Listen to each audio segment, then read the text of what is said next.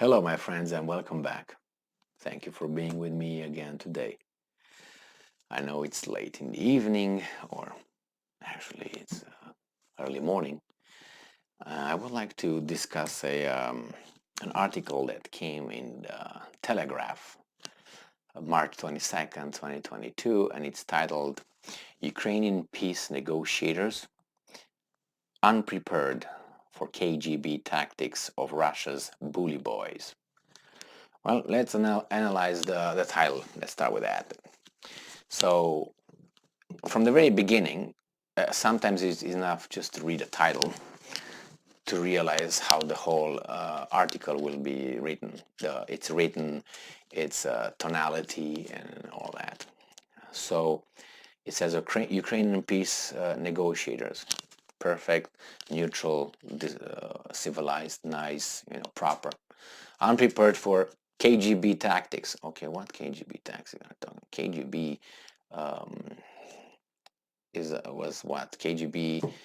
I think it was not functional since 1991. I think it dissolved, turned into something else, or use the proper words, baby doll. Of Russia's bully boys. So the Russian envoy is not named peace negotiators, but this author, which is Dominic Nichols, uses them bully boys. So you already can obviously see from the very beginning the Telegraph. I think they expect to be a respectable newspaper. I don't think so. Look at the title. So Russian peace negotiators, very nice. Russian bully boys. Now reverse that and say Ukrainian bully boys against Russian peace negotiators. You see the difference? So some of them are the bad guys, the other ones automatically are the good guys. Or the normal guys are the ones with authority and should be respected, using the correct terminology. The other ones are just bully boys, like parking lot thugs. So all of a sudden you should just move on, not even read the article, because you know the article is already skewed in one direction. So everything that's going to be in this article is going to be negative towards one side and positive on the other side, even though you use the same concepts, the same ideas. They're going to use these guys as thugs, the other ones are the good guys. So I wonder how old this Dominic is. I'm guessing about 32. And if it's older, that means he's a corrupt mo. Anyway, so it says here that Ukraine peace negotiators may not be prepared for the belligerent KGB tactics of the Russians' counterparts, a senior government advisor has warned. Now, for that advisor, I gotta tell the advisor this. They are both prepared, because when you go to negotiate something, I don't think the Ukrainians just pick the peasant and the guy in the marketplace and the gypsy and the beggar. Say, guys, do you want to go and negotiate with these bully boys? And that's not what it happened. So they sent the best guys to negotiate. The Russians sent their thugs. The Ukrainians sent their thugs to negotiate it. If they didn't, then they're idiots. Are they idiots? Well, it seems like you imply by saying that they are not prepared, that they are either incompetent or naive, or what? You can be good and smart and competent. You don't have to be good and naive. This is what this person implies, that the Ukrainian side is so good and naive, it's going to be like a dove flying with a little, olive branch in their beak. Really? That's for children. But it's a Telegraph, and I thought it was a respectable newspaper. So then, they tried to build the Russian negotiating team as the perfect evil. Like they're so capable, the KGB, they're so trained in being assholes and negotiators and playing tricks on you and so on, and you are the nice person who's just, you're over there to negotiate with, but you don't know to negotiate. Well, it's too bad. Why don't you read Trump's book? the art of the deal. Maybe you're going to be able to negotiate. All right, so it says here that according to Miss Osmolovska, Russia's negotiation tactics are based on the, let's see, we're losing here. Are based on the Soviet-era diplomacy of Andrei Gromyko, a former foreign affairs minister of the USSR, and a KGB practices. Okay, well, what's wrong with that? If you're so familiar with that, that means you have some knowledge, right? Because in order to win a debate, you have to know your opponent, his capabilities, his ways, his family, his life, his likes, his dislikes, in order to know how to take. I mean, if you don't do that, you're a bad negotiator. So it says here that this Osmolovska said the Russians are well known for their deceitful tactics. That's the dealing tactics, Osmolovka. You have to be deceitful.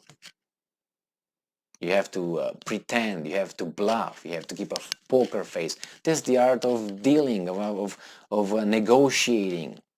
I don't know, was she born yesterday or something? So she tells it, are well known. What about the Ukrainians? They were just born yesterday or something? Anyway, so it says Kiev political elites have little experience in engaging with such techniques. Why? Why do you think so? Are they retards? If they're incapable, if they're not, up to the task, then they should not even show up. And if they're not prepared, then whose fault is it? Well, it means they're incompetent. Who hired them? Who's going to send them over there? Why do you based on what you send them over there? On their religion, on their race, on their what? The height, the weight, the color of their eyes? Or you send them over there because they are good in negotiating, in the art of the deal. All right, so it says here that when the Russians are trying to behave like that, getting very personal, you just have to keep a poker face and continue being rational. Oh, yeah, okay, mommy. That's all the advice you can give? And she's a spokesman for the Ukrainian government. So it says here, but this is not something which is known as on a wider scale to a Ukrainian audience or to Ukrainian political elites, because they haven't been engaged in negotiation with Russians. Really? Okay. But you could get information by learning, reading, it's available. And I'm pretty sure a lot of Ukrainians were in the KGB too before 1991. So why don't you send a guy who's like 60 right now? So he was what, 30 when the KGB dissolved or whatever, disappeared. So, and they have books. It's available. It's not like a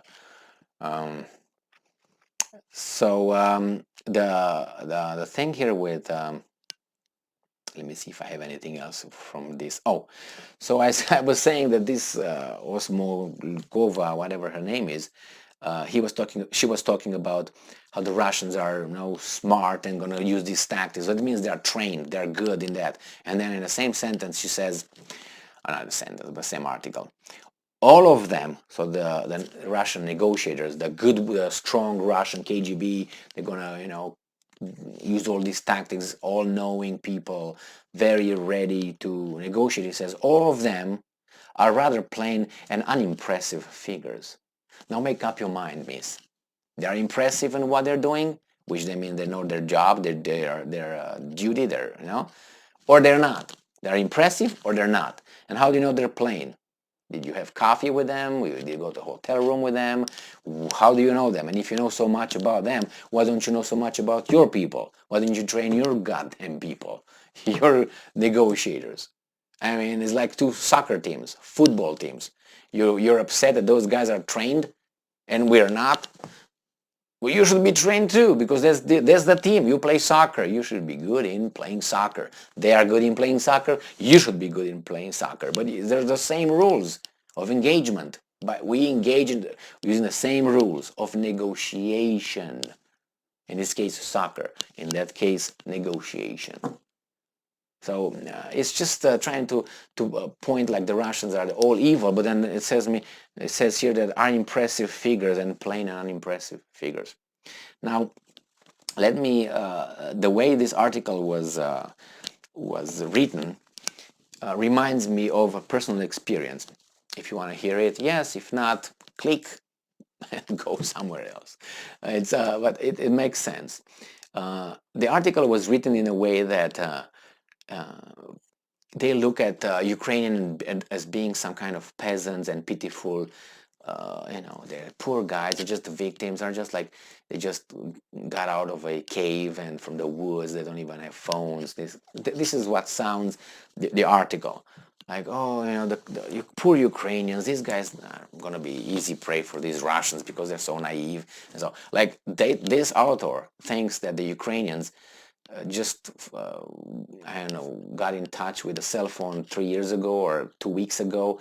They've never seen a computer before, and I'm saying, why am I saying this? This is patronizing the Ukrainians, like, oh, poor Ukrainians, oh, let's help them because they're kind of like retarded. So that happens to me when I came here in America. Well, needless to say, I came here as an educated person, coming from a good family, having a good life, being with no, no inferiorities whatsoever to any other person on this planet. So when I came here, I already spoke English. I had the basics. I had my education. I had I was brought up in a good family, so I had manners and so on. So when I came here, some Americans looked at me like I just came from a boat from 1300s or something.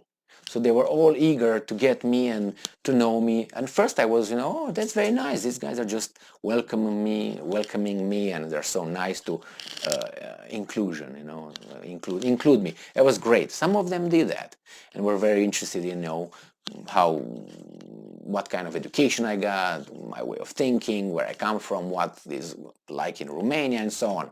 But some of them did like, you see these actors who go to Africa and they feel like God's giving a kid, a box of chocolates, and they feel like they're gods.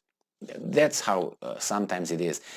In that case, yeah, the poor African or whatever fifth world country individual over there is like that. No food, no shoes, no clothes. There are people like that. Well, I wasn't like that.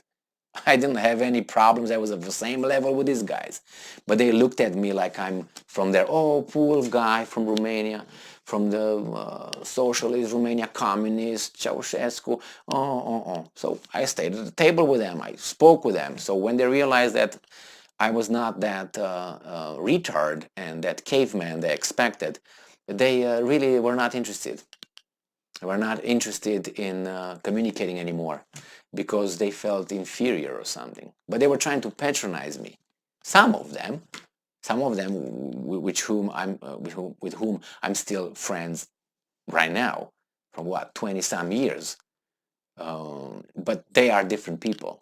Those ones. The other ones were just trying to, I don't know, make themselves feel better that they help a poor immigrant, a poor guy. I'm going to show you how to use a telephone or a pager at that time, and I'm going to use you how to drive a car. This is a car. This is a computer. This is a house. That's how kind of I was treated by some people. I was like, what the hell are you talking about? Have you heard of Nietzsche? What about Mozart? Have you heard about those guys? Okay. Tell me the capital of Bangladesh. Tell me the population of France. Tell me the capital of France, which is very easy, right? And they were like, so peasant, move on, move. But I had to, you had to fight with these guys. So that sounds to me like this guy is doing with Ukrainians. Poor Ukrainians, they are so retarded. They don't even know how to deal with the Russians, because somehow this person thinks that the Ukrainians are somehow cavemen, cave people, cave women, cave whatever. And I see myself in that kind of situation. I see them. This guy from the Telegraph. He's from England. He's a retard, by the way. By the way, he wrote that title and the way he talks in the article. And he looks at the Ukrainians are all poor. So they just found out that there are cell phones nowadays. So yeah, that guy is one of those guys who greeted me here in the United States when I first came here. They were not here to help me. They were just to make them feel, I don't know, better about themselves or something. And then they say, wait a second, this guy's educated, he's smart, he's this and that. I'm out of here. This guy's going to put me in an inferior position or something. It's just sad, but this is a personal not one. There are numerous, and it's not only. I'm not talking about the lower class. I'm talking about, for instance, about engineers, professional engineers, that I went in their house and I spoke with them. I spoke with their wives, with their families. I was invited one time, and then when we talked, she said, "Oh my God, what's wrong with this guy?" So once you make it, then they don't want to take. They feel like they're insulted or something. But anyway, I went too far with the whole conversation. It's a personal stuff, and I will make some videos regarding this in other articles. The point here is just that the Ukrainians are retards and the Russians are all evil, but unimpressive, plain, whatever term she used. And this guy, the author, is just very, very, very shallow and insulting. He's insulting the Ukrainians. All right, stay smart, stay strong, and look for the truth and be just. See ya. Ciao.